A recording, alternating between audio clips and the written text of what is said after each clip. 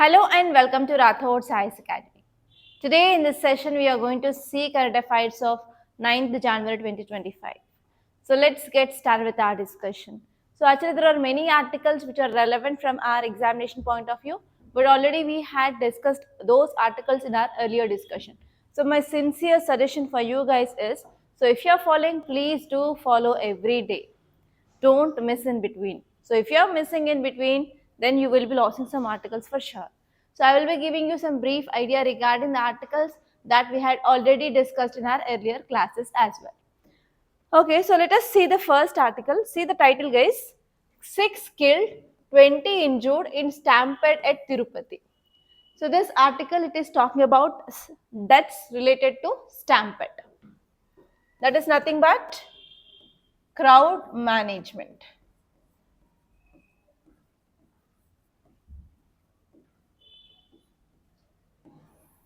So this article is important from your GS paper 2 under governance. And even you can get ethics based case study regarding this topic. That means this article is important from GS paper 4 under your ethics subject. Okay. So what are the dimensions that you have to see? So recently in Hyderabad also, because of some film actor that led to stampede, right? So because of that incident, even in our Hindu, we got many editorial regarding crowd management. And this year especially, there are many news articles which covered about stampede related deaths. For example, Hathras UP incident. So at that time, they gave important reasons for this crowd management. So especially report said three are the major reasons, three major reasons behind this stampede and stampede related deaths. First one here is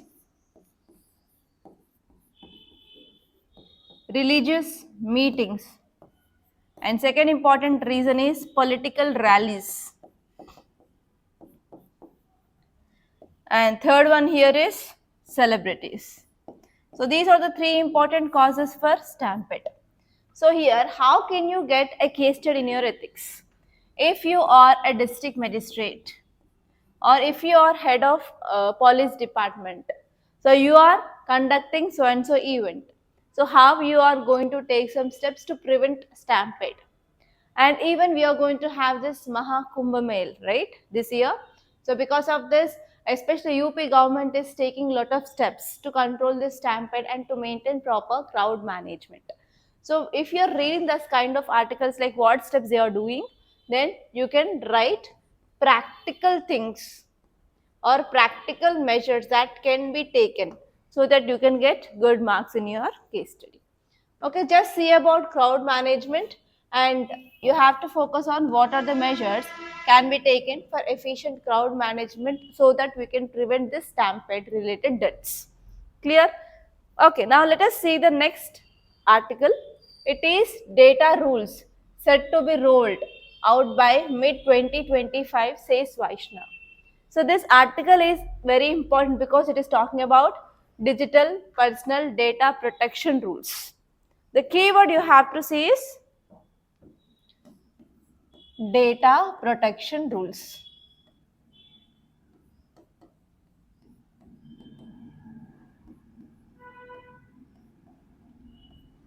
So this article is important from your GS paper 2 under polity. And next one is from GS paper 2 under governance. And next one is from GS paper 3 under science and technology. So what are the dimensions you have to see from polity point of view? So here, whenever you are giving data, that will be affecting your right to privacy, right? It is related to right to privacy. So right to privacy is a fundamental right. Who said this?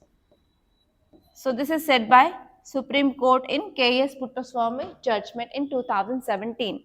So it is affecting your fundamental right. So it comes under part of your polity. And it is the responsibility of the government to take some rules and regulations so that it will be protecting the data which is collected to be misused, right? So here we have to come up with an act. So already data protection law had been passed, but still we are lagging behind coming up with these rules.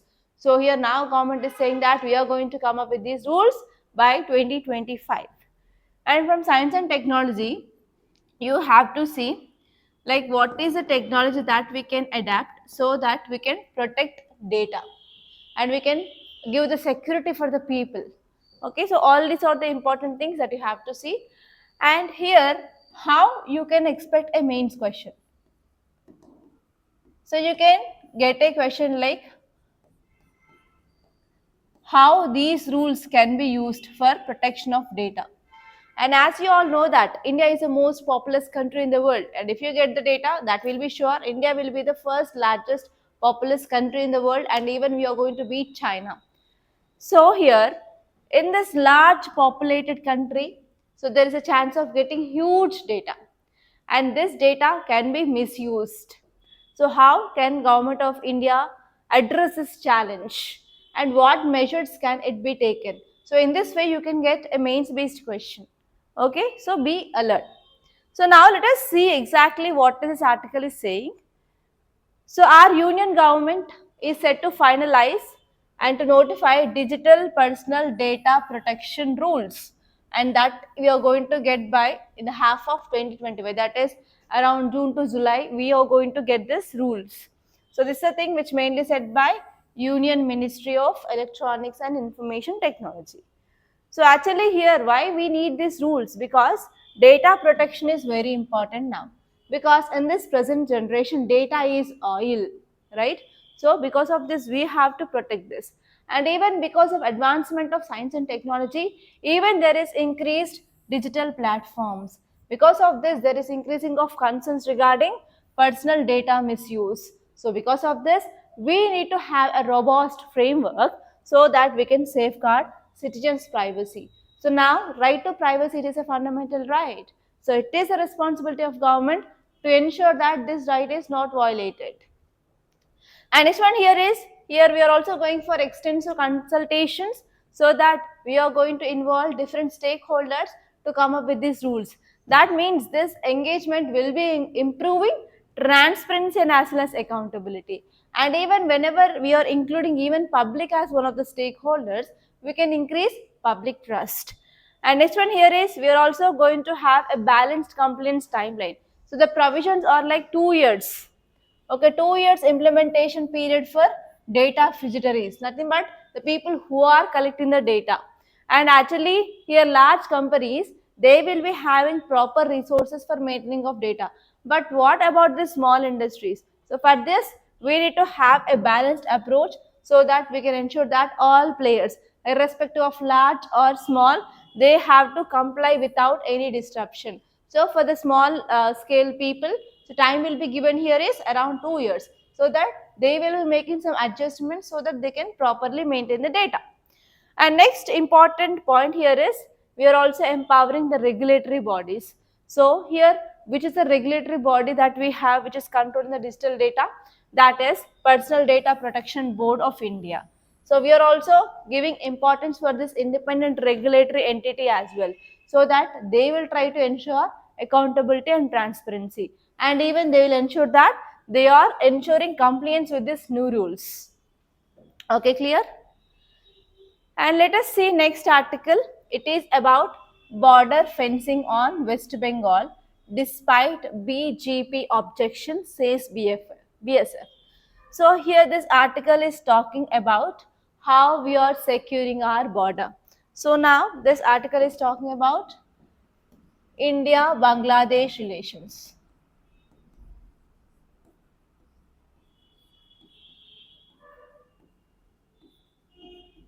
So from which subject you will be seeing this India-Bangladesh relations? It comes under GS paper 2 under international relations, right? So India is sharing boundary with different countries. India is sharing boundary with Pakistan. India is sharing boundary with Afghanistan on map, and even China. And we are sharing boundary with Bhutan, Nepal, Myanmar, and Bangladesh. So with all these countries, India is sharing longest boundary with Bangladesh. And what happened in Bangladesh in the recent past? Political turmoil. So Sheikh Hasina, she fled away, And now Bangladesh is under control of interim government or under the hands of union, right? So actually here, if you see, from Bangladesh, we are having many threats. What are the threats we are having?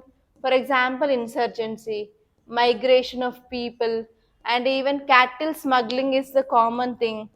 Cattle smuggling and even drugs trafficking.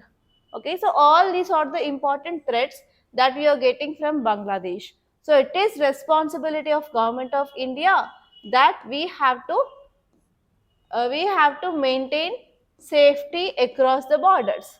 So one safety measure that we are taking is building of fences. In Telugu it is called as kanche. Like we will be using some iron material like that, wiring etc., and we will be guarding our border. So actually now the issue here is we are going for increasing of fencing. Okay, we are going for border fencing in West Bengal. But here BGEP, that is nothing but Border Guard of Bangladesh, they are objecting this initiative. They don't want India to be completing this fencing. Okay, so in this context what you can see here is, just see about these threats. What are the threats we are having across India and Bangladesh border? And you have to see about role of BSF. So BSF is not only guarding our India-Bangladesh border, but even India-Pakistan border is guarding by BSF. Like that you have to see which are the other forces guarding India-Bhutan border, or India-Tibet border, or India-China border, or like India and Nepal border. Like that you have to see the different forces which are guarding different boundary areas. That is very important from your prelims. So now let us see this article clearly. So border security force has continued fencing along international border, okay, in Malda district, despite of border guard Bangladesh, which is objecting to this initiative. So from Bangladesh side, they are objecting initiative, but still India is continuing for this continuation of fencing project across India-Bangladesh border. So what is this BSF? BSF is one of the 5 central armed police forces and was raised in year 1965 in month of December. So actually why they raised? Because of 1965 war. Okay. And if you see here, it works under Ministry of Home Affairs. It is not coming under Ministry of Defense. So it is one of the important point that you have to remember. And if you're talking about India-Bangladesh border, so India-Bangladesh border is longest border. It is around more than 4,000 kilometers. And which states of India are sharing boundary with Bangladesh?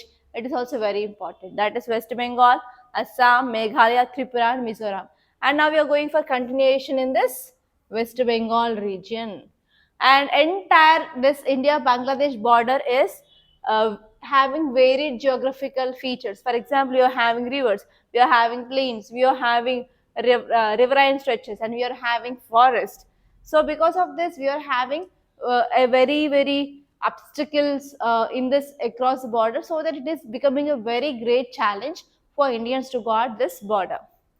And even Bangladesh border is highly porous, and even this is a hot spot for illegal immigration, cattle smuggling, human trafficking, illegal cross-border activities, fake currencies, etc. Okay, so this is about this topic. And now let us see next article. AP set to hold 3-day flamingo festival. So here whatever the image that you are seeing, they are called as flamingo birds. Okay, and we are celebrating, that is in AP, they are going to celebrate 3-day festival. So why this festival is important? Because last time this festival was conducted in 2020, and after that again in 2025 they are going to conduct this. Okay, so now here whenever you are seeing any bird species or any animal species in news, that will be very important. So here it is talking about flamingo. AP. AP, Andhra Pradesh, Arunachal Pradesh, ARP.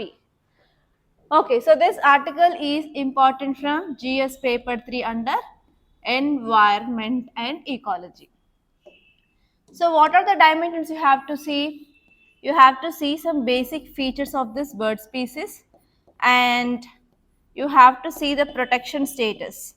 So whenever you are seeing the protection status, you have to see 3 areas. First one is Wildlife Protection Act, and next one is sites. Okay, and next one is IUCN Red List. This is very important. And especially you have to see in which area of this AP they are going to conduct this festival. So they are conducting this festival in Pulicot Lake. So here you have to see about even important lakes in India, especially which are attracting migratory birds. And you have to see some basic facts regarding this Pulicat lake. It is bordering two states, that is AP and Tamil Nadu, and it is a salt water lake. It is not a freshwater lake. Okay. So these are the areas that you have to see. And now let us see about this festival. So annually this festival is to be held in the month of January, but the last time it was done in 2020 and again we are doing it in 2025. And this Pulicot Lake, which supports rich biodiversity and as well as it is having very high biomass of fishes. So whenever the food is available, then only we will attract this migratory birds. So here that is one of the important reason why we are attracting huge number of migratory birds into this region. And about 75 aquatic and terrestrial bird species, they will be visiting this sanctuary every year. So if you see some facts regarding this Pulicat Lake, it is the second largest brackish, that means salt water ecosystem in the country after Chilika Lake. And it is located at the border of two states as I said earlier, that is AP and as well as Tamil Nadu. And 96% of this is located in AP and just 4% is located in Tamil Nadu state. And especially wide varieties of bird species can be seen in this Pulicat Lake, like grey pelicans, painted storks. These bird species, they will visit this Pulicat Lake every year. Okay, and see this article.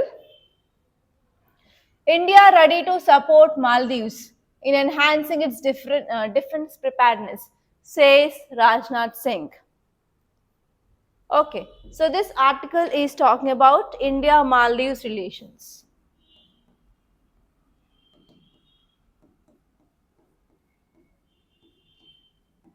India-Maldives relations. So from which subject we can say this? Obviously from GS paper 2 under international relations. Okay, so you have to see location of this Maldives. So Maldives is an island nation which is located in Indian Ocean region.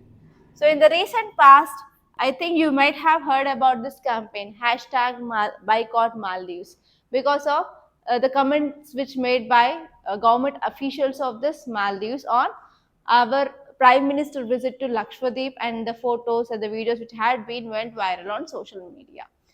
Okay, so actually the recently the government had been changed in Maldives. So whenever government is changing in the different countries, so obviously it will be having impact on foreign policy of those two countries, right?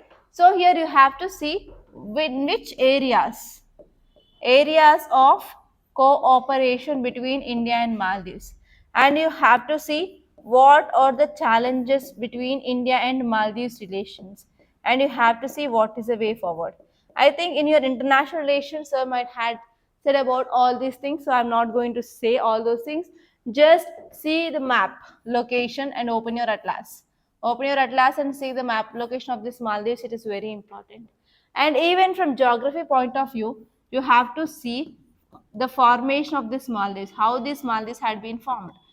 Okay, formation of this Maldives. So these two are the very important areas that you have to focus. And here, if you see the present article, this article is saying that we are going to hand over some defense equipment and as well as some stores to this Maldives on request of Maldivian government. That means now India is coming forward to help this Maldives so that it will be helpful for enhancement of its capabilities and as well as defense preparedness. Okay, they are the national priorities. Okay, that is the thing, nothing more than that. So this article didn't said like how we are going to give which kind of infrastructure, that is not given here. Just see that India is going to improve the defense relations or defense ties with Maldives. And see here next important topic which is there in the news, that is river interlinking, the fount of environmental disaster. So what is this river interlinking? We are connecting two rivers by constructing a canal, that is called as river interlinking. So which river interlinking is in use in the recent past? That is Ken-Betwa river linking project. Those two are the tributaries of river Yamuna. And river Yamuna in turn is tributary of river Ganga. Okay. So actually this article is saying that there are some environmental and societal concerns regarding this Ken-Betwa river connection or interlinking. So we are going to see that topic. Okay, so now let us see the keyword. Keyword is Ken Betwa river interlinking. So this article is important from your geography, comes under GS paper 1, and from your GS paper 3, environment and ecology. So here you have to see about river Yamuna, that is river Ganga and river Yamuna and its tributaries. And there is a high chance of getting question regarding this river Yamuna this year in prelims 2025. And next you have to see the location. Location of this Ken river and Betwa river and in which states they are flowing. So where we are going to connect them exactly. So you have to see the geographical location. And from environment and ecology point of view, the important concern here is it is passing through this Panna Tiger Reserve. So it is having impact on biodiversity of this region. And even there are other important environmental concerns. So what are they? So from these areas you have to focus. So now let us see this article in detail. So the article discusses about environmental dangers which are posed by this Ken-Betwa river interlinking projects. Actually this project is approved by the government to address the important problem, that is water scarcity in this Bundelkhand region.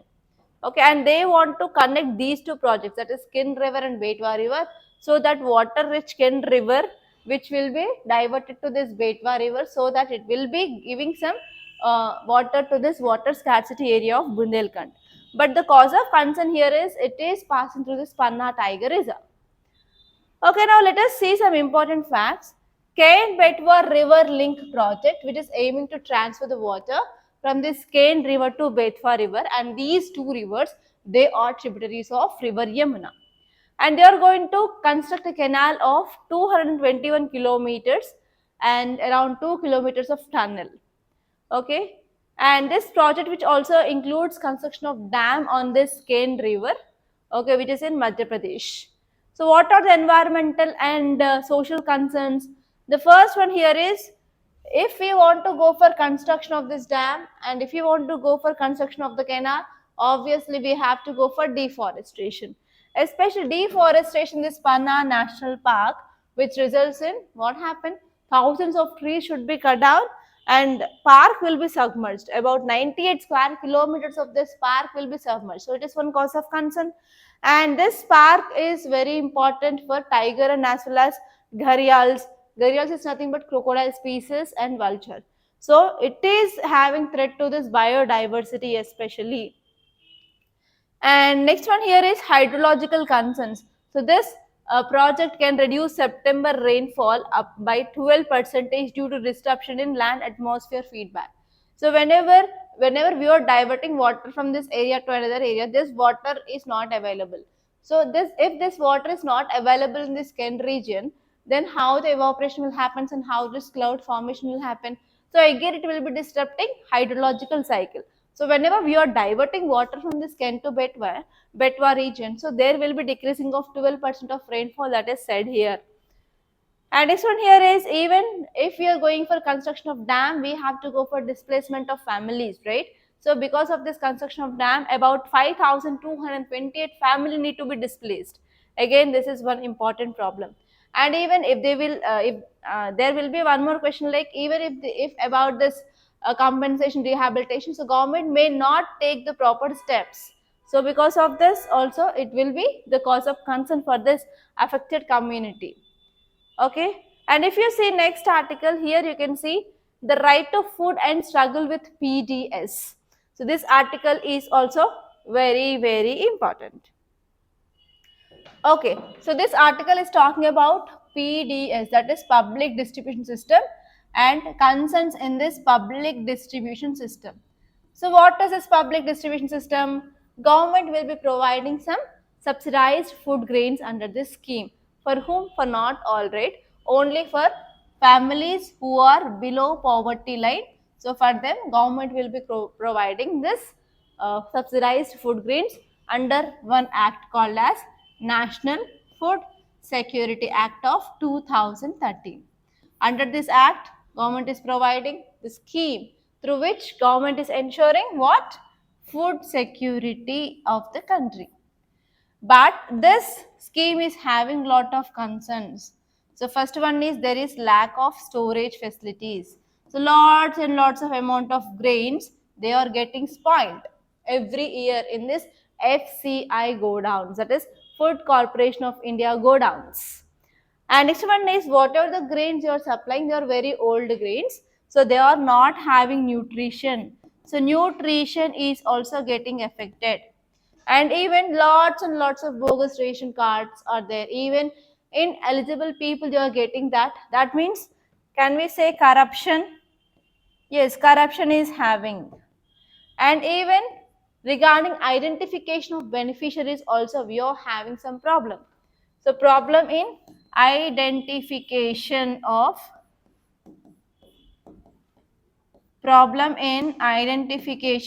beneficiaries. So what are the other problems? Even black marketing is happening in this ration goods. Black marketing. So you can see the recent case study of AP. So recently what happened, ship which is carrying this PDS grains had been identified. It is smuggling. They are smuggling this PDS grains to African countries. Yes, black marketing is happening. And next one here is, next other problems. And even many targeted people who are really eligible to get this food grains are not getting because of lack of census. Okay, lack of data due to delay in census. Lack of data due to delay in census. And even now we got a new system. That means if you need to get this PDS, you have to give your thumb impression. What if a person who got this leprosy or who lost the fingerprints, you are not getting? So there are some technical issues also. There are some technical issues. So actually this article highlighted about lack of data and as well as no proper identification of beneficiaries. So these two problems which are highlighted, but I already gave you other problems also. So if you collect some examples and data, it is more than enough, guys. So this is about this article. And this topic is important from your GS paper 2 under governance. And even you may get a case study in your GS paper 4 ethics, because there is lack of transparency and accountability here. So for that we have to use ICT, information and communication technology. Whenever you are reading ethics, especially regarding this transparency and accountability topic, you will be seeing about use of ICT, and there obviously I will be giving you the example of AP model of PDS system, how they are digitalized and how they are controlling the loopholes. Clear? So this is about this topic. And let us see the next topic. It is about why deciphering the Indus script is important. Recently, IVC script is in news because Tamil Nadu government announced around $1 million for the person who deciphers this script, right? So because of this is the news, and even IVC which is there in your syllabus, and actually there will be no question paper without question from this IVC in your prelims. So this is that much important topic, and it is one of the most favorite area of UPSC. So this year you may get a question regarding IVC script. So let us see some basic facts regarding this IVC script. It is also known as Harappan script, and it is a collection of symbols, and these are mainly created by Indus Valley civilization people, and it is one of the oldest writing systems in our Indian subcontinent. So this script is very special. It is both of read on. That means they will start from left and they will go to right, and from right they will come to left, and from left they will go to right and left. So like this, in this manner they will be writing. How the people will write Urdu, in the same way they will be writing this script. And next important point here is that this script was used about 2500 BC to 1900 BC time. And actually this script, which is known as bilingual, and actually why it is called as bilingual, because we don't know like which language which they used. For example, they included Dravidian, they include Mundari, they include Indo-Aryan, Sino-Tibetan, and language X of Neolithic period. So all these are the combination of this IVC. So because of this, it is becoming very difficult to decipher this. And even it is pictographic. There are around 400 symbols you are using. And if you see in the script of English, we have how many letters? 26 letters. And in Telugu, it is around 56, I guess, if I'm not wrong. At that time, when we studied that, we have 56 alphabets. So remembering of that is very difficult. I don't know how this Kannada and Malayalam are there. So please let me know how many alphabets are there in this Kannada or Malayalam, like that. Okay, so here they are using 400 symbol. How can a person can remember and recall all this 400? It's difficult, right? So this is the one important problem. And the script was found on many objects, like even on pottery, even on seals, bronze and copper tables, bronze tools, bones, clay tablets. So all on all these items we can see this script which is there. And the development of this trajectory includes like early incised pottery marks, and even geometric button seals we can use. And they also use some motif of animals, and even they have signs on them. So because of this, it is very difficult to decipher them. And what is the purpose of deciphering this IVC? So that we can get some information regarding insights of this IVC civilization, like how they had trade, how they had tax system, how they have crafts, how they are trading, everything we can understand. So because of this, decipher of this IVC script is very important. Okay, so these are the important topics that appear in our today's Hindu newspaper. So by this I'm concluding. Thank you so much guys for watching. And one thing is, we started anthropology optional and we are providing both online and offline. You can join if you are interested in anthropology. And next one is, we are also going to start GS Foundation course, that is new batch, from this third week of January. So if you are interested, you can contact us on this number 8074765513. And you can also text me on WhatsApp, guys. Thank you so much for watching, and please do subscribe to Rathods Academy, and don't forget to like and share.